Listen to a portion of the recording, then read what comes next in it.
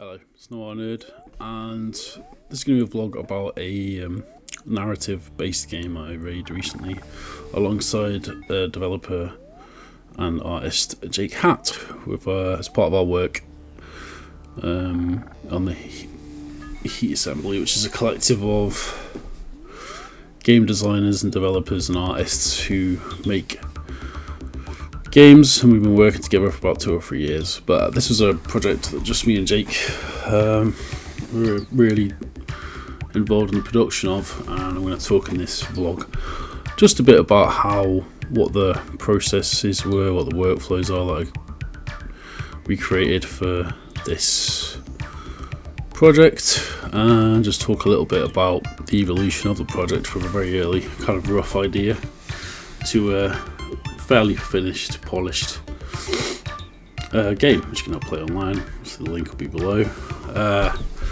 So yeah, Shift++ started off as kind of a rough idea. I wanted to create something that a choice-based narrative game that was exploring the idea of sentience and AI. I'm a fan of authors like Philip K. Dick, for example, who explores this question most memorably in Joanne's Dream of Electric Sheep and Blade Runner, which is based on that novel. It's a theme that runs through a lot of Philip K. Dick's work, but also just like media like Equilibrium, so this dystopian aspect to the story. But when it started off, it was just a very rough idea. I thought you have to like talk to a robot, almost like as an interrogator, to figure out if it's sentient or not. I'll play some clips from the very, very early version of it. But when it started off, I had this idea of wanting to create short, little, very bit like sprite-based animations in a kind of cartoony style, which is kind of interesting because it did evolve a lot out of that as the game progressed. So it started off with this kind of like almost sprite-based pixel art style, and then evolved into a much more sophisticated graphical style, I'd say, in some respects, with character portraits done in a kind of painterly style, and 3D art as well, with some of those original kind of graphics created. So some of the first graphics I just created for this game I'll show now, and they are kind of cartoonish, almost like grotesque icons. And initially, my idea was just to use very, very simple art and create something that was actually much less ambitious, to be honest. But I've been messing around with this idea for a little bit, and then I shared it with some of the other people on Heat Assembly on our Discord. And Jake, anyway, wanted to do some Twine projects. He said it's something he wanted to do for a while. So I happened to have this, what was essentially at the time a little bit of a side project running anyway. So we're just like, okay, well, we may as well just work together on one, right? And then I also found out, just by looking on the jams, these deal on itch.io. Game jams are obviously an essential way to experiment with new game ideas and, try something out. And I saw that Narrascope was on, which is quite a big deal in terms of like game jams. I'd started like thinking about all these ideas in like early Jan, and that coincided with the start of the jam date. So it kind of made sense to do a narrative fiction game and try and tie it in with the Narrascope. So I developed a little bit of the story a bit more, and then I passed it on to Jake. And Jake created basically the fundamental narrative framework, because when you do narrative design, depending on what the scenario is, obviously, we figured we needed a kind of hub-based system. So you've got a few central hubs, and obviously it's different endings and some basic RPG style mechanics, which was implemented in the final game.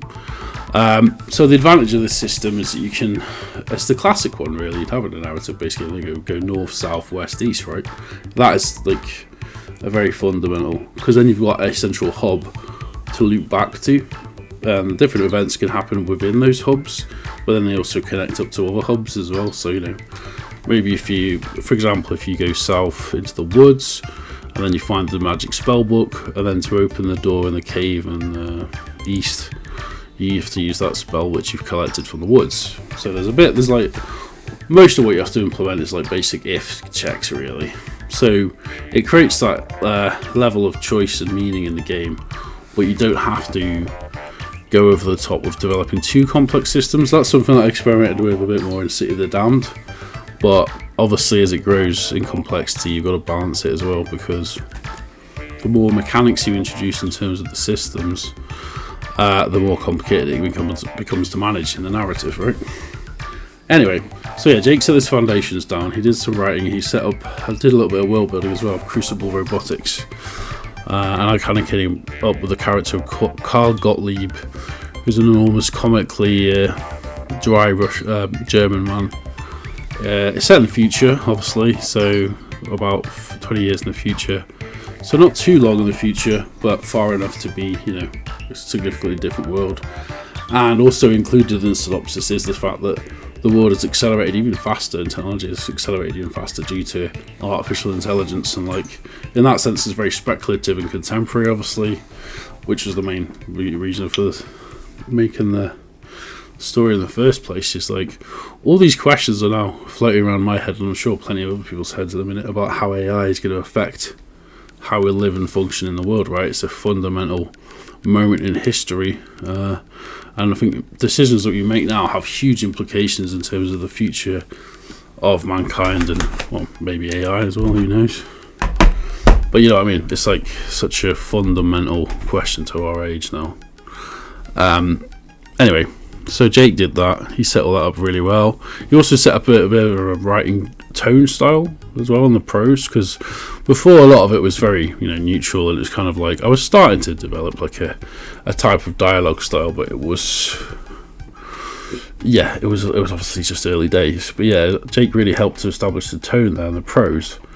He then passed the Twine file back to me. In the meantime, I'd been doing experiments with embedding Free.js content into Twine, something which I'd done previously with my 3D loader for Twine. But I wanted to try a different method by literally just doing a direct embed of a HTML page with Free.js scene running. I thought it wouldn't work, but I was nicely surprised to find that it actually just does. You just do a classic embed, and then with that you can embed a Free.js scene fairly easily. And I didn't think that would work, but it actually did, which was a nice discovery, and that opened up another huge potential for visuals, which I worked on a lot with Free.js. So how I would do that is usually just set up a Free.js scene. Obviously I had a template, boilerplate that I just copied for every single instance, because Free.js does have a lot of boilerplate, so you've got to be aware of that. But once you've got that set up, essentially it's just a case of editing the shapes that come up on screen, the primitives, the geometries, the models, etc, and then setting up the conditions for what they do. So do they move around? Are they static? Do they play an animation? And then you have to set up an animation kind of call that renders all that and loops it around if needs be. So yeah, so some of those experiments, and that kind of evolved with time, and it allowed me and Jake anyway have been working on this game called Z Malfunction, which I'll play a little bit of footage now, which has a very specific kind of Tron based style. So I did a variation of that in terms of creating the colour palette for the game, so neon greens, but also with a slight glow. So I had to do a lot of CSS, even though it's fairly subtle. There's a lot of glow going on in the typography for Shift++. But I actually had to adjust it so it wasn't overwhelming, so it makes the text readable. I had to consider that as well. But yeah, all these then elements combined rather nicely, and I started to get at least because Jake had already done one huge part of it, which is quite time consuming, which is creating this initial logic and the kind of flow of the game, and I was able just to build on that. And then finally, for the rest of the project, it was mostly me just fleshing the story out. So like I said, Jake basically created the hubs and a lot of the initial logic that kind of governs the start of the game, which is really important, obviously, because it's kind of a tutorial in the game, right? But it's also introducing you to the world, so yeah, again, super important. But then I was obviously building around that, so I was kind of building up the how the adventure proceeds in all the different areas. So I'll talk briefly about each without trying to give too much away about the entire plot of the game. So you have the warehouse, which is essentially where you can just listen in on workers and kind of rumours that are going on. And obviously it's just a place where logistics happens in Crucible Robotics. You've got the Innovation Lab, which is more a place where you go to question individuals associated with the the robotic life forms that are in the workshop. And the workshop's just literally where these artificial life forms are housed, right? Usually in some sort of sleep mode, right? And you can go and question those robots, and you can also investigate the area, right? Look for clues, etc. Then you have the office, which is essentially a reception desk where you have to go first to gain access to a workspace that you can, review case files. That's a feature as well. You can actually download your case files as a PDF. So when you actually finish the game, you've got your own personalized report of how you proceeded through the game. Now the game has about roughly 10 endings, more in more ways. Some of them obviously have you die. Some of them don't. Some have them change your history in like a significant way. Some of them you just kind of like fade out and you're kind of insignificant. You don't really change anything. So all of those kind of outcomes depend on the morality that you pursue in the game, I guess. Any compelling game, especially one based on choice, morality will come into it. Now, obviously philosophically, you can argue about it. Is morality just something we've invented? Is it's kind of a human construct? It probably is. But then that by definition makes us human, right? The fact that we actually construct these moralities, and a lot of the game, shares that in common with Blade Runner. This sort of humanity empathy test kind of thing, because you do obviously eventually interact with an artificial intelligence, and a lot of the game is essentially just testing whether you can overcome just the fact that you've got this authority and this status, which gives you more or less power of a god in that context, right? To you're judge, jury, and executioner, as it were. So the game really is a test of morality. It's like,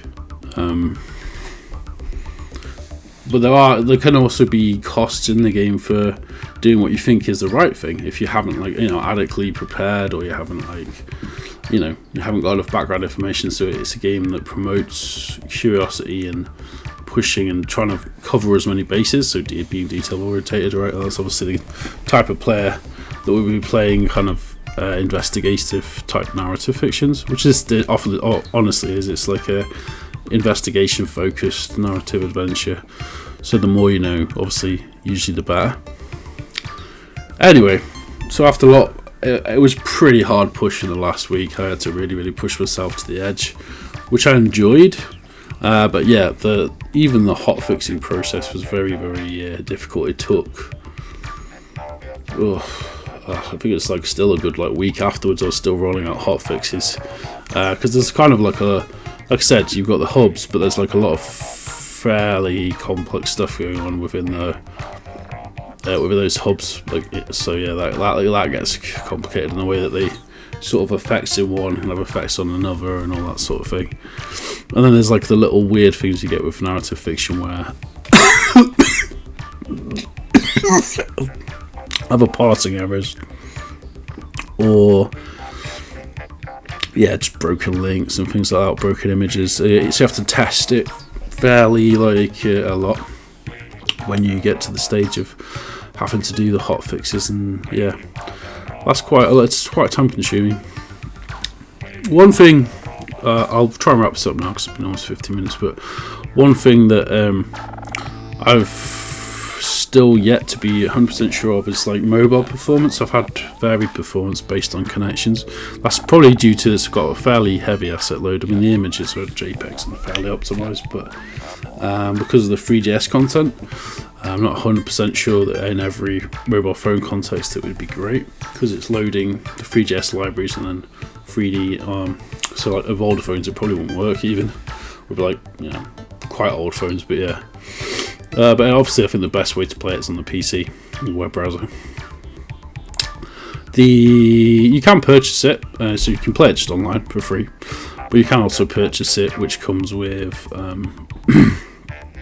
the Shift++ music soundtrack in full, So the way the music was dealt with actually as well, I'll just do that, sign off. So Jake made a bit of electronic music recently, so that's in there. I've made a lot of electronic music over the last few years, which is kind of like in the dark ambient realm or ambient kind of experimental realm. So I found some of my own music which I think had resonance to the story. There is a light and a dark mode in the game as well, so this is kind of an interesting concept I want to play with.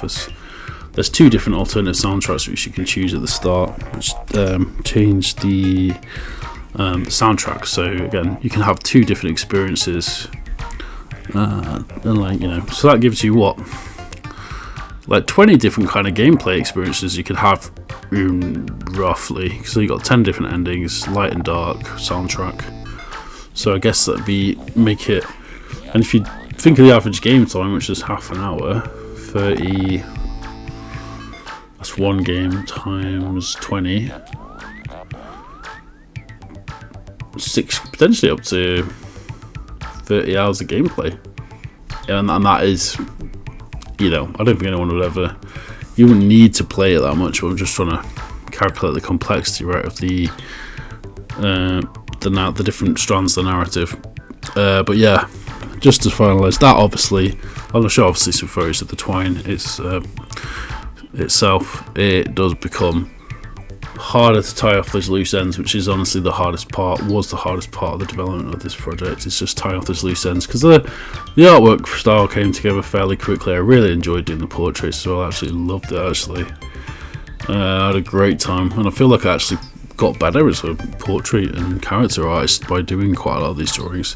Some of them I want to maybe redo a little bit, but most of them in general I was pretty happy with how that came out, and I kind of changed the method for how I've been doing that, which has been interesting. So I basically create templates, and then obviously you vary it and layer up and stuff for different characters, but that definitely has helped, actually, having a templated system of sorts for like different character portraits. Plus it keeps it consistent in the art style, right? Anyway, I want to end the post-mortem there. I was happy about this project. I came out quite proud of it still. Do want to drive more traffic for people to play it so we can get some feedback. So if you do play it and have any feedback, let me know. But yeah, really happy with this project. It's nice to work on Jake with some more, a bit of more of a narrative focused project, because I work on a lot of graphical stuff and Unity work, but not so much this. So that was it's really good. It felt like one of the most significant projects I've done for a while, actually, for the last year or so, to be honest. So yeah, I really enjoyed it.